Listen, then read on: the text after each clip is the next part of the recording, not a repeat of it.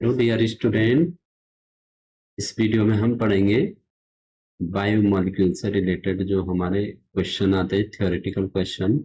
उसमें क्वेश्चन है number 1, carbohydrate क्या है। जो कार्बोहाइड्रेट्स हैं हमारे क्या हैं, तो कार्बोहाइड्रेट्स ऐसे कार्बनिक यौगिक हैं जिनकी सामान्य संरचना है CxH2O, ठीक है ना। जैसे हम इसको ग्लूकोज में लगाएंगे तो ये हमारा क्या हो जाएगा, CH2O और C6H2O6। यहाँ पे देख रहे हैं आप, हाइड्रोजन और ऑक्सीजन का जो अनुपात है वो क्या है, 2:1। तो 2 हाइड्रोजन है, 1 ऑक्सीजन।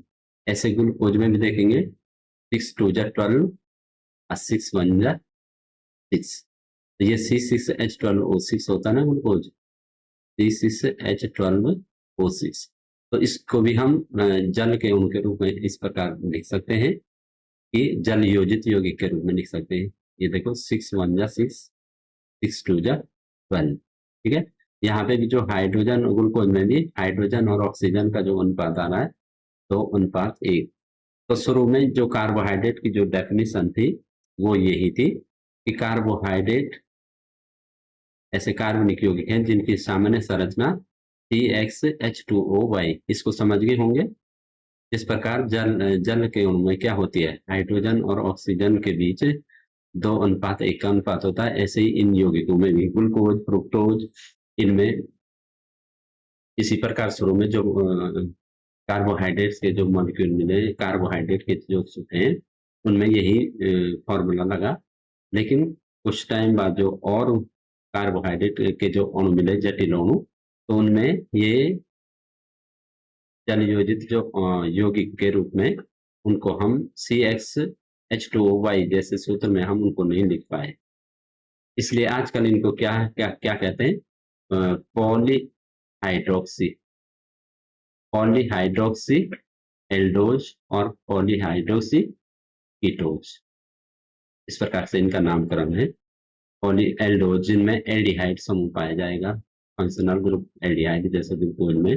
और कीटोन में क्या होता है, ये फ्रुक्टोज में क्या होता है, कीटो समूह होता है, तो वहां पे हम कीटोज कहेंगे, ठीक है, पॉलीहाइड्रोक्सी कीटो।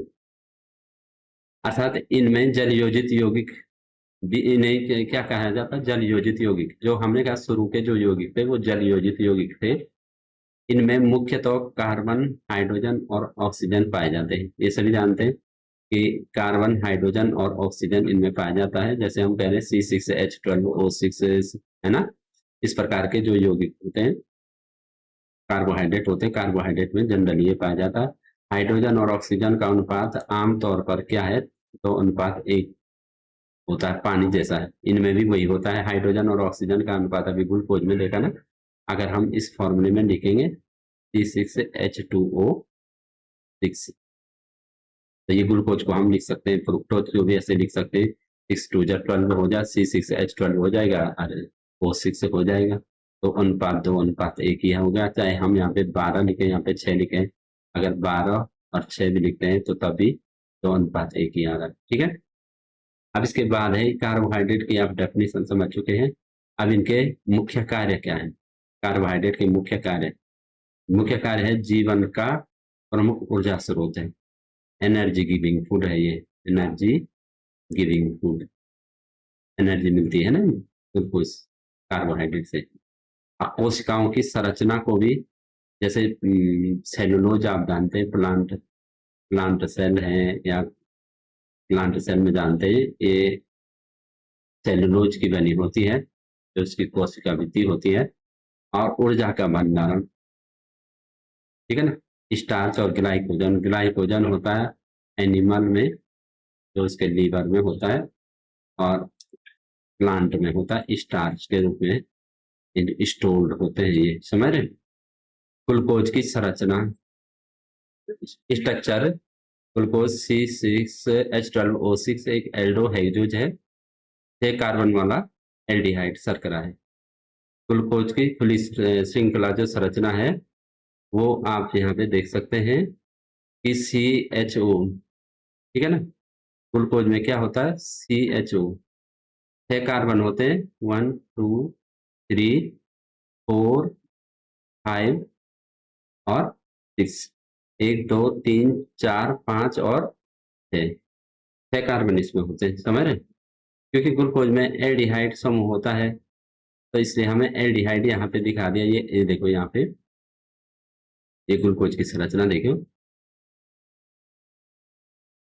हाँ, CHO, और इसमें क्या होता है, जो यहाँ नीचे टॉप में CHO, ये देखो यहाँ पे देखो, एक कार्बन, 2 3 4 5 और 6, 6 कार्बन है। ये नीचे वाले कार्बन पे होता है, ये CH2OH होता है, और पहले कार्बन पे ये एल्डिहाइड ग्रुप होता है, ठीक है ना। फिर यहाँ पे क्या होता है, ये OH H OH H, और फिर यहाँ क्या हो जाएगा, H OH, और यहाँ हो जाएगा H और OH। ये इसकी खुली संरचना होती है। फिशर प्रोजेक्शन में ये खुली संरचना इसकी बताई गई है, C6H12O6। फ्रुक्टोज में क्या होता है, फ्रुक्टोज में जो होता है, जो पहला कार्बन होता है, 1 2 3 4 5 और 6 कार्बन। तो पहले नीचे से जो पहला है, और ये यहाँ से जो पहला है, इन पे क्या होता है, CH2OH ग्रुप होता है। यहाँ पे ये कीटो समूह होता है, समझ रहे? तो ये कीटो समूह है। उसके बाद इसमें क्या होता है, OH H OH H और HOH। ये इस प्रकार से इसकी संरचना होती है फ्रुक्टोज की। फ्रुक्टोज में हमारा क्या होता है, फ्रुक्टोज में ये कीटो समूह होता है, तभी तो इसको पॉलीहाइड्रोक्सी कीटोज कहते हैं। इसको ग्लूकोज को कहते हैं पॉलीहाइड्रोक्सी एल्डोज। ये शर्करा है इसकी, एल्डोज शर्करा, ठीक है। तो इसकी ये संरचना है, और इस संरचना की विशेषताएं क्या हैं। इस संरचना की जो विशेषताएं हैं, पहले कार्बन C1 पर एल्डिहाइड, यहाँ देखो पहले कार्बन पे ये CHO है, एल्डिहाइड है, ठीक है। फिर दूसरा कार्बन, तीसरा, चौथा, पांचवा और छठवां, ये CH2OH है, ये CHOH, आप H को इधर लगा सकते हैं, CHOH, ठीक है। और इधर आप H लगाएंगे, इधर OH, इधर OH और H, ठीक है। तो C1 पे है एल्डिहाइड समूह, नीचे के कार्बन पे C6 पे CH2OH है, ये C6, ये छठवां कार्बन है, ये इस पे CH2OH है, समझ रहे? बीच के कार्बनों पर अनेक OH समूह बने होते हैं, ठीक है। यह संरचना ऐसी यौगिकीय प्रतिक्रियाएं दिखाती है जैसे फेलिंग सॉल्यूशन का अपचयन। तो जो हमारे एल्डिहाइड होते हैं, एल्डिहाइड जो होते हैं, वो फेलिंग विलयन से रिएक्शन करते हैं ना, और टोलेन टेस्ट से भी करते हैं एल्डिहाइड, क्योंकि इसमें एल्डिहाइड ग्रुप होता है, ठीक है। ग्लूकोज की बलय आकार भी संरचना भी होती है, जो बलय वाली संरचना होती है। ग्लूकोज वास्तविक रूप में पानी में मुख्यतः चक्रीय रूप में पाया जाता है। यह बनता है C1 के एल्डिहाइड समूह और C5 के OH समूह के बीच अभिक्रिया से, समझ रहे? तो अल्फा डी ग्लूकोज में क्या होता है, जो ये OH, यहाँ सभी जगह H होगा, H H, यहाँ H होगा, यहाँ H होगा, ठीक है, H होगा, यहाँ क्या होगा, H। देखो इसका हाइड्रोक्सिल समूह कहाँ है, और इसका हाइड्रोक्सिल समूह कहाँ है, ये आपने देखना है, ठीक है। जो अल्फा डी ग्लूकोज में है, अल्फा डी ग्लूकोज, तो अल्फा डी ग्लूकोज में जो OH समूह वो कहाँ है, नीचे पहले कार्बन पे जो हाइड्रोक्सिल समूह है। और जो बीटा डी ग्लूकोज में है, तो इसमें क्या है, जो पहले कार्बन पे जो है, फर्स्ट कार्बन पे, वो हमारा हाइड्रोक्सिल समूह कहाँ है, ऊपर, ठीक है।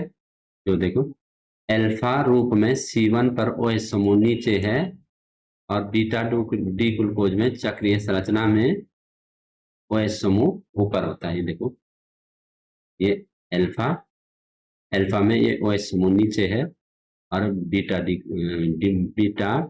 ग्लूकोज में जो है वो क्या है, OH समूह ऊपर है। ठीक है ना, ये इसकी चक्रीय संरचना है। ये जनरल हम कार्बोहाइड्रेट के बारे में यहाँ पे पढ़ रहे हैं। चक्रीय संरचना की विशेषताएं देखें। चक्रीय संरचना की क्या विशेषताएं होती हैं? यह 6 सदस्यीय चक्र है। पाइरानोज रिंग है। दो रूप एनोमर्स, अल्फा ग्लूकोज और बीटा ग्लूकोज, दो एनोमर्स है। ठीक है, घोल में दोनों रूप परस्पर परिवर्तित होते हैं, म्यूटा रोटेशन होता है। ठीक है, इनमें तो यहाँ पे देखिए सारांश में है, कार्बोहाइड्रेट CHO वाले यौगिक ऊर्जा के मुख्य स्रोत होते हैं। ग्लूकोज C6H12O6 एल्डोहाइड्रो जिसको कहते हैं। खुली संरचना एल्डिहाइड समूह वाला फिशर फ्रैक्चर और चक्रीय संरचना 6 सदस्यीय पाइरानोज रिंग, अल्फा और बीटा एनोमर इनको कहते हैं। तो ये जनरल हमारा यह है कि कार्बोहाइड्रेट क्या है और इसके बारे में हमने पढ़ा है। कार्बोहाइड्रेट क्या है? कार्बोहाइड्रेट तो बहुत बड़ा टॉपिक है, लेकिन यहाँ पे हमने छोटा सा 2 नंबर का जो क्वेश्चन है उस हिसाब से यहाँ पे बताया है। और आप इस वीडियो को देखें, लाइक और सब्सक्राइब करें। Thank you.